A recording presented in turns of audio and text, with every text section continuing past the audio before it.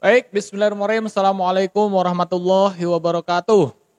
Jumpa lagi dengan channel kita di channel ASP Law Firm Official. Kali ini saya akan mencoba membahas pertanyaan dari anak-anak mahasiswa hukum, khususnya pertanyaan terkait dengan bagaimana prospek kerja atau prospek pekerjaan bagi anak-anak mahasiswa yang saat ini kuliah di jurusan ilmu hukum. Ya, tapi sebelum masuk kepada pembahasan materi tersebut, Bapak Ibu sekalian mohon untuk di-subscribe dulu agar kemudian channel ini semakin berkembang dan kita semakin banyak memberikan pemahaman-pemahaman hukum kepada masyarakat agar kemudian masyarakat Indonesia menjadi masyarakat yang sadar hukum, cerdas hukum, dan sesuai dengan moto kita, kenali hukum, jauhi hukuman.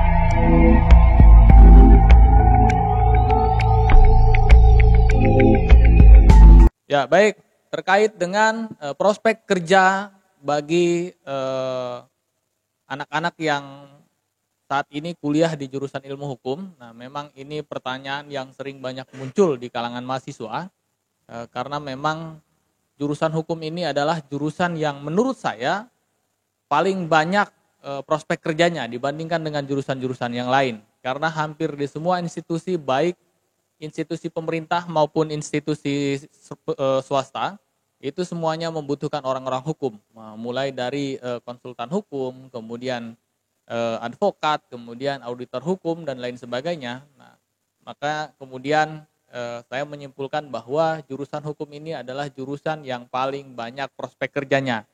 Nah, selanjutnya prospek kerja yang paling banyak diminati oleh orang-orang hukum ketika mereka lulus kuliah, itu rata-rata prospek kerjanya kemana sih gitu.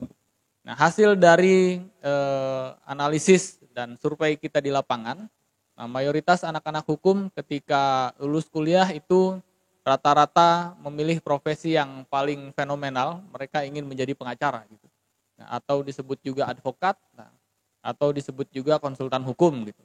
Nah, karena dulu bahasanya pengacara, tapi kemudian setelah tahun 2003 ada Undang-Undang Nomor 18 tahun 2003 itu disebutnya advokat. Nah, profesi advokat ini adalah profesi yang paling banyak diminati. Nah, karena katanya profesi advokat ini profesi yang tidak terbatas, baik dari segi keilmuannya, kemudian dari segi penghasilannya tidak terbatas dan kemudian tidak dibatasi. Nah, meskipun sekarang pemerintah sudah mulai itu ingin mengurusi terkait dengan penghasilan advokat dan lain sebagainya gitu. Padahal dulu-dulu tidak disentuh gitu. Nah, karena memang advokat ini adalah profesi yang tidak terbatas dari segi keilmuan maupun dari segi penghasilannya. Dari segi keilmuan, kenapa kemudian saya sampaikan tidak terbatas? Karena memang profesi advokat ini dia bisa menangani berbagai macam hal. Nah, tidak hanya misalkan di pengadilan, tetapi juga bisa di luar pengadilan, bisa dalam bentuk non litigasi gitu. Makanya kemudian seorang advokat dia harus terus belajar, harus bisa mengupgrade kemampuannya dari segi keilmuan. Nah, karena memang ilmu hukum ini terus berkembang sesuai dengan perkembangan manusia. Nah, jadi selama masih ada peradaban manusia, maka kemudian selama itulah ilmu hukum akan terus berkembang mengikuti perkembangan manusia. Nah, jadi kalau kita tidak mengupgrade keilmuan kita, nah kita bisa ketinggalan gitu. Karena hari ini kita menguasai keilmuan A misalkan atau undang-undang A, nah di tahun berikutnya sudah berubah. Nah, kita harus belajar kembali. Kita harus mempelajari perubahan-perubahan tersebut agar kemudian kita bisa menangani permasalahan-permasalahan sesuai dengan aturan-aturan hukum yang baru. Nah, rata-rata pilihan profesi yang paling favorit di kalangan mahasiswa advokat gitu. Karena memang banyak sekali advokat yang apalagi di kota-kota besar, nah mereka bisa cepat kaya raya misalkan, cepat kemudian karirnya cepat naik, dan profesi advokat ini dia tidak monoton gitu, tidak hanya ketika misalkan sudah jadi advokat sudah, tapi ternyata bisa mengambil profesi-profesi yang lain. Nah, ketika misalkan kita sudah jadi advokat, boleh nggak kita advokatnya istirahat dulu, kita misalkan mau jadi hakim. Nah itu bisa saja misalkan kita ikut hakim yang ad hoc misalkan, yang hakim ad hoc tipikor atau hakim ad hoc PHI, nah itu boleh. Nah, yang dia masa kerjanya hanya 5 tahun, nah kemudian setelah 5 tahun misalkan mau balik lagi ke dunia advokat, nah itu boleh. Nah, cuma ketika kita mengambil profesi sebagai hakim, misalkan hakim ad hoc, nah itu kita tidak boleh beracara, tidak boleh menjalankan profesi sebagai pengacara. Nah, sama halnya ketika misalkan kita menjadi anggota DPR misalkan. Nah, maka selama kita menjabat sebagai anggota DPR, nah kita tidak boleh beracara. Artinya kita tidak boleh menyelesaikan perkara hukum melalui litigasi, kita tidak boleh sidang misalkan. Nah, tapi kalau misalkan kita menyelesaikan permasalahan hukum di luaran, itu masih boleh-boleh saja, kayak misalkan menyelesaikan permasalahan hukum dengan cara mediasi misalkan. Nah, itu masih boleh-boleh saja, tapi kalau untuk di persidangan tidak boleh. Nah, kenapa kemudian banyak mahasiswa yang ingin menjadi advokat? Nah, karena memang di dunia pendidikan pun, di dunia kampus pun, itu hampir bisa dipastikan setiap kampus tuh ada pengajar-pengajarnya sendiri, itu banyak dari kalangan advokat. Nah, itu tadi, karena kita advokat bisa nyambi dengan profesi-profesi yang lain, kayak misalkan jadi dosen, misalkan jadi dosen di beberapa kampus gitu. Nah, itu diperbolehkan saja. Yang terpenting kita tidak boleh menjadi dosen yang PNS gitu. Kalau dosen tetap di kampus-kampus swasta gitu, nah itu boleh-boleh saja. Dosen yang ber-NIDN misalkan, itu boleh-boleh saja. Yang tidak boleh menjadi dosen yang PNS gitu. Karena kalau sudah jadi PNS, kita harus melepas profesi kita sebagai advokat. Nah, kalau kemudian dipertanyakan berapa sih rata-rata penghasilan seorang advokat itu, nah itu sering kali muncul memang di kalangan mahasiswa yang baru lulus gitu. Nah, jadi jawabannya sebenarnya profesi advokat ini adalah profesi yang penghasilannya tidak terbatas. Nah, rata-rata orang ketika dia setelah lulus pendidikan khusus profesi advokat, nah kemudian dia ikut ujian advokat, kemudian ikut disumpah, kemudian dia ikut bersidang misalkan menyelesaikan permasalahan hukum, ya rata-rata per bulan bisa dapat minimal ya 5 juta ke atas gitu ya. Nah, tapi itu juga memang tergantung dari kemampuan si pengacaranya itu sendiri. Kalau ternyata memang dia pas kuliahnya hanya tidur aja misalkan, kuliah pulang nggak ngerti apa-apa, nah itu juga bisa menentukan tingkat keberhasilan kita ke depannya. Nah, karena ternyata setelah di dunia praktek dia tidak bisa melakukan apa-apa. Nah, bagaimana mau bisa membela orang lain kalau ternyata dirinya sendiri keilmuannya masih kurang gitu. Makanya kemudian anak-anak jurusan ilmu hukum ini dituntut untuk banyak belajar, tidak hanya belajar teori tapi juga belajar praktek gitu. Makanya sekarang di jurusan-jurusan ilmu hukum banyak sekali dianjurkan oleh kampusnya ketika kita masih mahasiswa, kita dianjurkan untuk ikut magang, misalkan magang di kantor advokat atau pengacara, atau di kantor kejaksaan misalkan, atau di kantor pengadilan, itu dalam rangka bagaimana caranya agar kita ketika lulus jadi sarjana hukum, nah itu kita tidak bingung lagi nih kita akan kemana.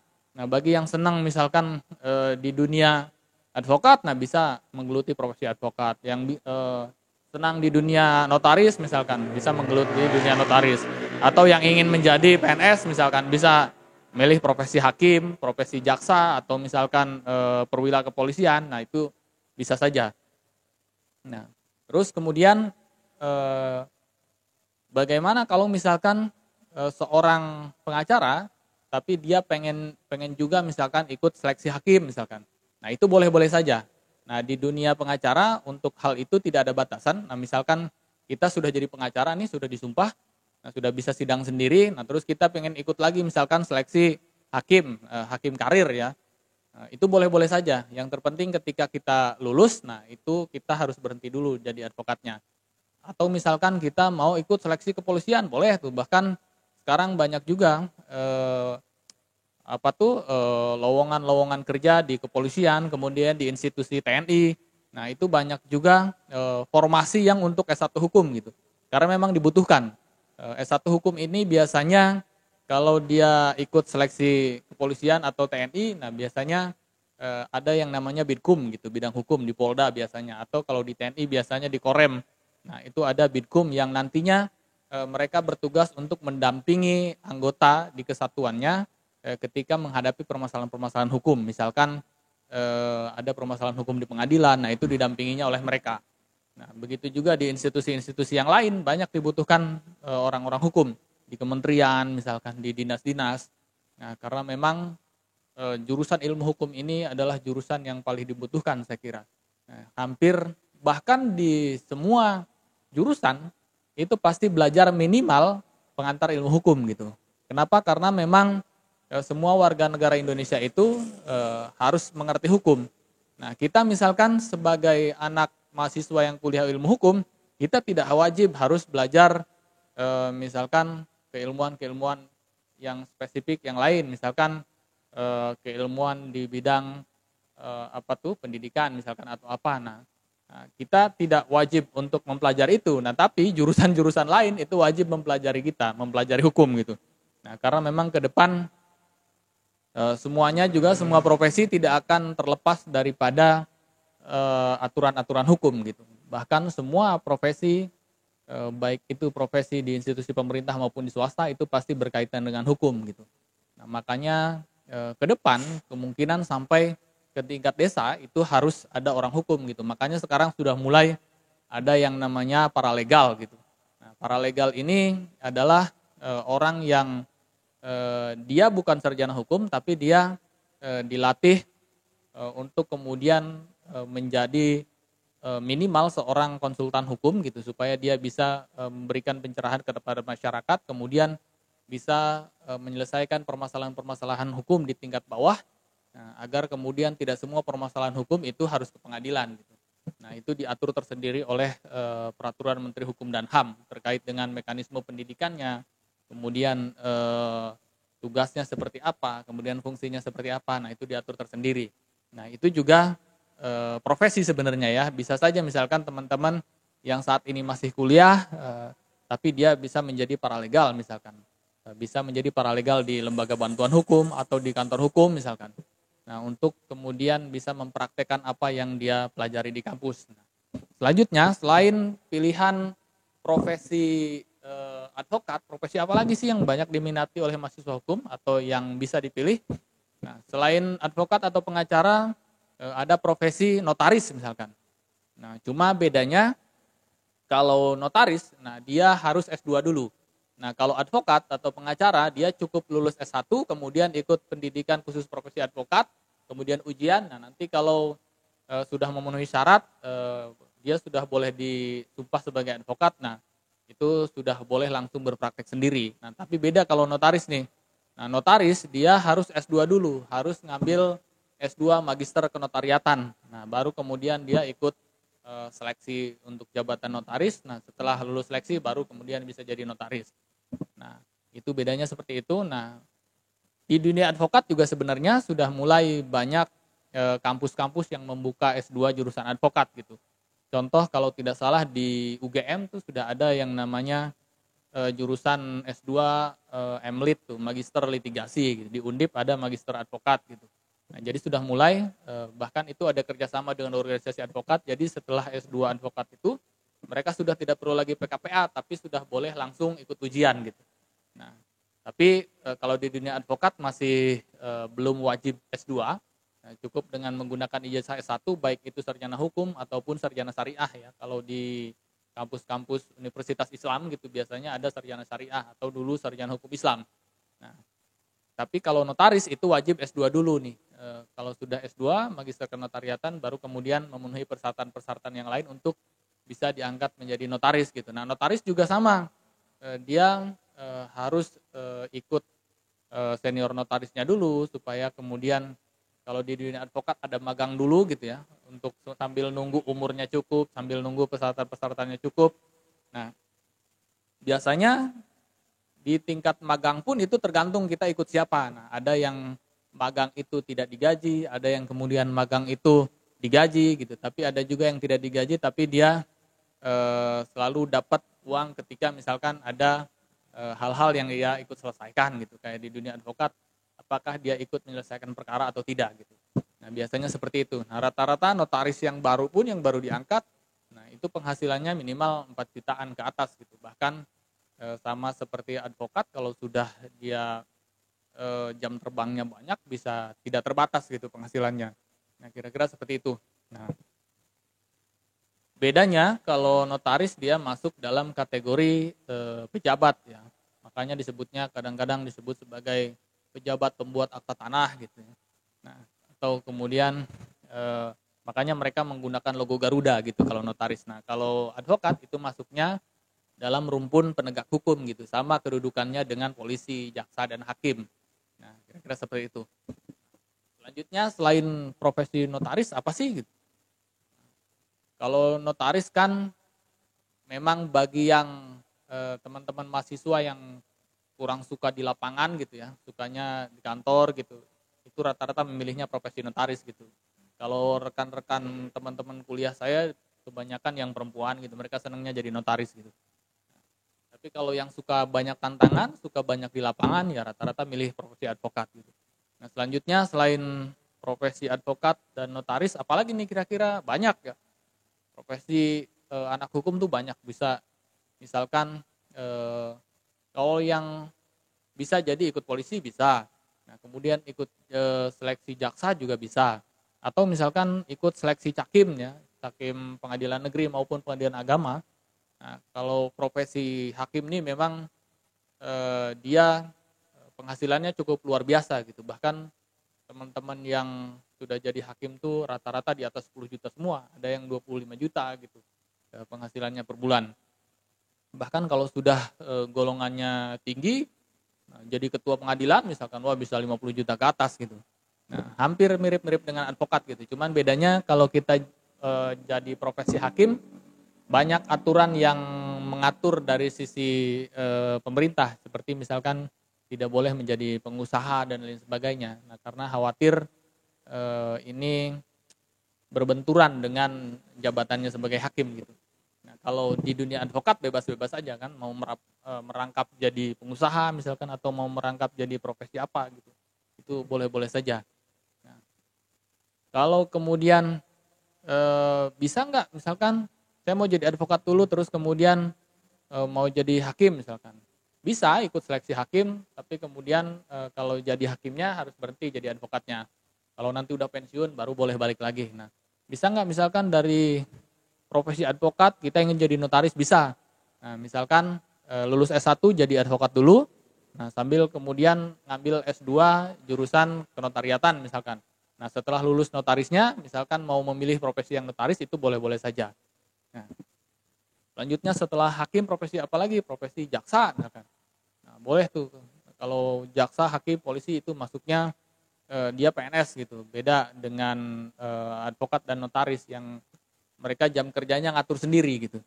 Nah, terus kemudian selain itu ada nggak profesi-profesi yang lain? Banyak tuh, kayak misalkan kalau di perusahaan-perusahaan itu ada konsultan hukum. Hampir semua perusahaan-perusahaan swasta tuh mereka menggunakan jasa konsultan hukum, atau bisa juga mereka menggunakan legal internal gitu.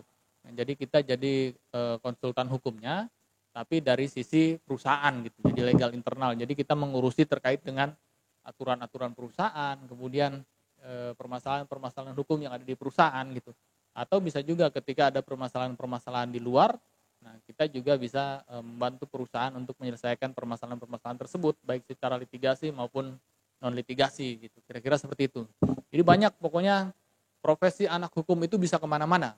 Kadang-kadang ada juga yang kuliahnya hukum setelah lulus dia kerja di perbankan misalkan, itu bisa saja.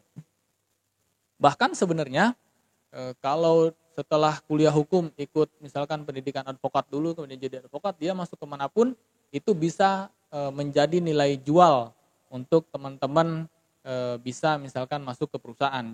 Contoh misalkan ada dulu ketika lulus sarjana hukum ada teman saya yang dia kerja di perusahaan pembiayaan misalkan.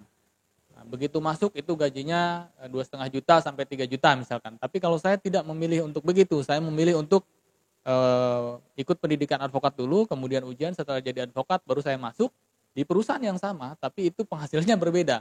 Nah, karena saya punya lisensi sebagai advokat, saya langsung waktu itu di atas 5 juta gitu. Nah, makanya itulah perbedaannya. Ketika kita punya keahlian, nah maka kita juga dihargai lebih daripada yang lain gitu.